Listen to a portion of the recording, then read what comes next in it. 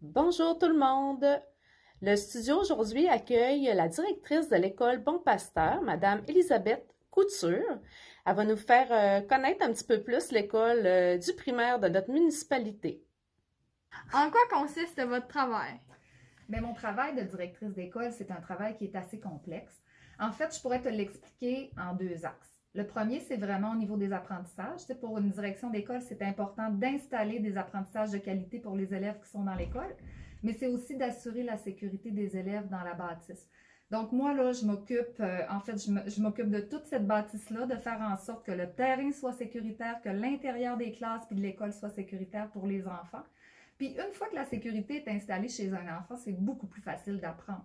Donc, c'est pas mal ce que je fais, mais écoute, c'est quand même vaste là, comme champ d'expertise. Je te dirais que je travaille en collaboration avec les enseignants, on fait des plans d'intervention, on rencontre des élèves des fois qui sont un petit peu plus grippettes, comme on dit.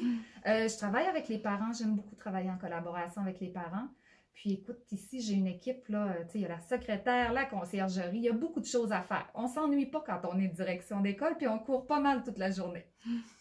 Depuis combien de temps pratiquez-vous ce métier? Ce métier-là, officiellement, je le pratique, c'est ma 5e année. En fait, je l'ai commencé à l'école Saint-Pierre. Donc, ben, en fait, avant, j'avais commencé un peu à l'école Jean Gauthier. J'avais remplacé une directrice adjointe quelque temps. Puis à un moment donné, je me suis dit, ben ça m'intéresse, je pourrais peut-être faire les cours pour devenir direction d'école. Et j'ai été directrice adjointe à l'école Saint-Pierre d'Alma, où il y avait, c'est vraiment une grosse école, il y avait 600 élèves. Et en plus, j'avais l'école Saint-Antoine. Donc, on avait aussi 2 écoles, j'étais avec une directrice. Donc, ça fait 5 ans que j'exerce ce métier-là, comme adjointe 4 ans. Puis là, comme direction en titre, là, ça fait 6 mois. Là. Avez-vous fait des études pour devenir directrice? Si oui, lequel? Sinon, quel est votre parcours pour vous rendre ici? En fait, pour devenir direction d'école, oui, il y a des études à faire. Premièrement, il faut avoir complété un baccalauréat là, en enseignement. Donc, moi, j'ai un baccalauréat en enseignement du français au secondaire. J'ai été 18 ans enseignante au total. Puis après ça, j'ai commencé un DESS en administration scolaire. Donc, ça, c'est un diplôme d'études de 2e cycle qui dure, quand on travaille, on peut l'échelonner sur 5 ans. Donc, une fois qu'on est engagé comme direction d'école ou direction adjointe, on a 5 ans pour compléter nos études. Puis une fois qu'on a le diplôme, bien, on peut accéder à des postes de direction. Combien êtes-vous d'élèves dans cette école? L'école Bon Pasteur, c'est une petite école. Il y a 85 élèves dans l'école Bon Pasteur. Est-ce que vos classes sont mixées? Oui, à l'école Bon Pasteur, je vais te dire peut-être l'organisation scolaire de l'année prochaine. On a une maternelle 4 ans, on a une maternelle 5 ans, on a une classe de première, 2e année, on a une classe de 3e, 4e année et une 5e, 6e année. Quel service offrez-vous pour les jeunes avec de la difficulté? Mais les jeunes en difficulté, là, ils nous préoccupent vraiment. On veut qu'ils se sentent bien à l'école, on veut qu'ils réussissent. Donc, ce qu'on fait, ici, on a une orthopédagogue à temps plein qui peut prendre les élèves en difficulté avec elle pour revoir les notions qui sont vues en classe. On a une éducatrice à temps plein aussi, une éducatrice spécialisée qui travaille avec des jeunes parfois qui ont des défis de comportement puis des défis académiques. On a une éducatrice qui s'occupe à temps plein aussi, qui s'occupe des élèves de la maternelle 4 ans et 5 ans. Puis, on a une enseignante ressource.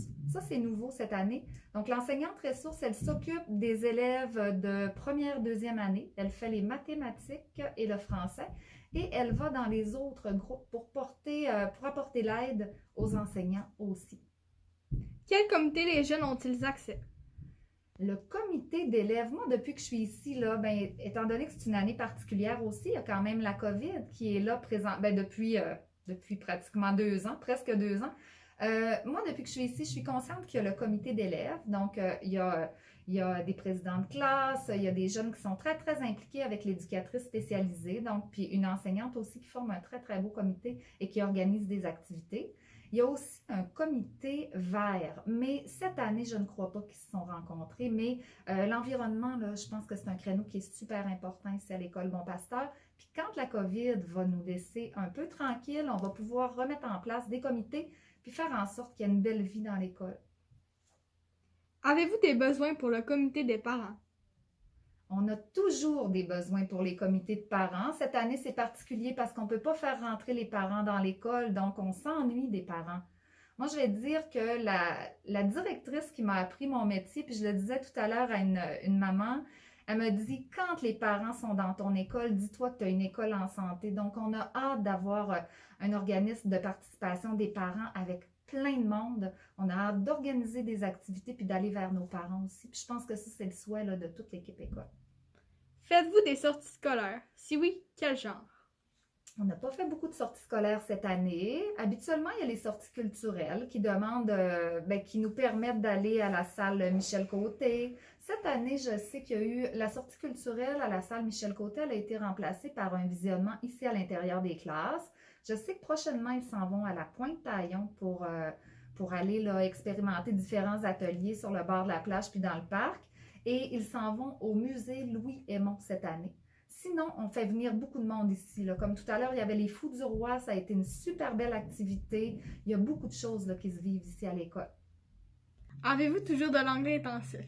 L'anglais intensif, cette année, on en a eu. Donc, les 5e, 6e ont vécu l'académique et l'anglais intensif et l'académique. Mais l'année prochaine, on doit sauter une année, étant donné que les 5e l'ont fait. Alors, on va sauter une année sans anglais intensif. Ils vont faire leur 6e en académique. Puis après ça, ça va reprendre l'autre année d'après. Merci beaucoup pour cette entrevue. Alors, on vous invite à suivre nos interviews sur le studio Sainte-Maud. Merci. Merci.